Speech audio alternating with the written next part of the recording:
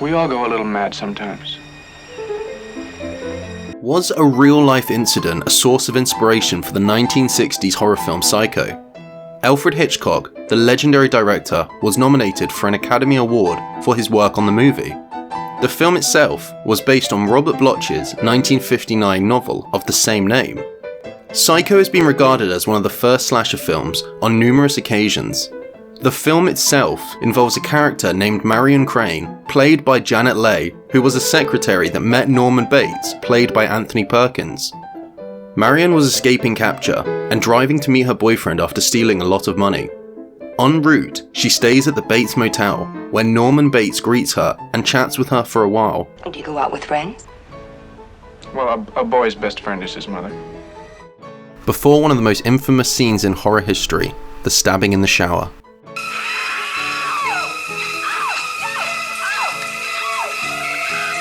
Norman disposed of the evidence and cleaned up the crime scene after removing Marion's body.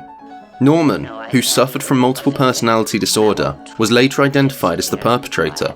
He talked to his deceased mother as though she was still alive.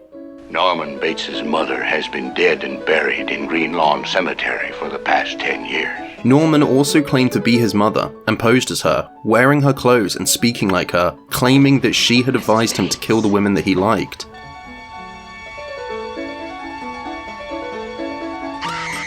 But what was the story behind this classic? The 1959 novel named Psycho, that served as a basis for the movie, was loosely adapted from a true story caught by Bloch's attention.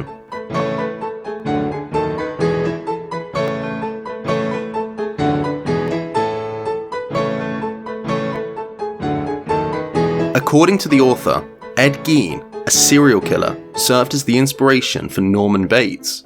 The infamous serial killer Ed Gein, who looked quite a lot like Norman, lived less than 50 miles away from Bloch's house in Wisconsin.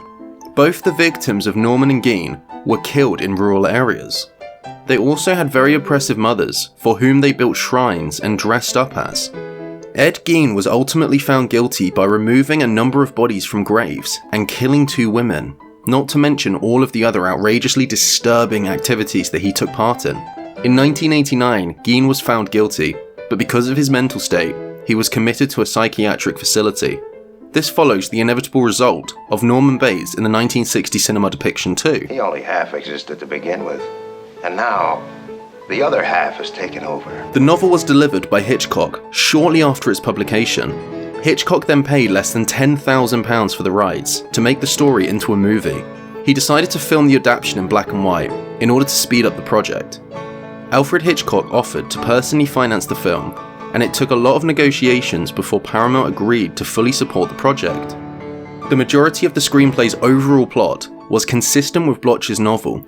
Norman's appearance was altered so that a younger actor, like Perkins, could play the main character. Some minor details had also been changed. Additionally, some of the book's violence was lessened in the movie.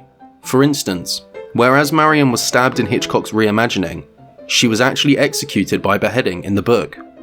The film Psycho was a benchmark within the horror world, with 3 sequels, a remake, a television movie, and a contemporary prequel television series called Bates Motel have followed the 1960s film. Bloch and Hitchcock have truly revolutionized horror by creating Norman Bates, and many movie serial killers have been inspired by him. If you enjoyed the video, please hit the like button and subscribe with notifications on. Until next time, horror lovers, peace.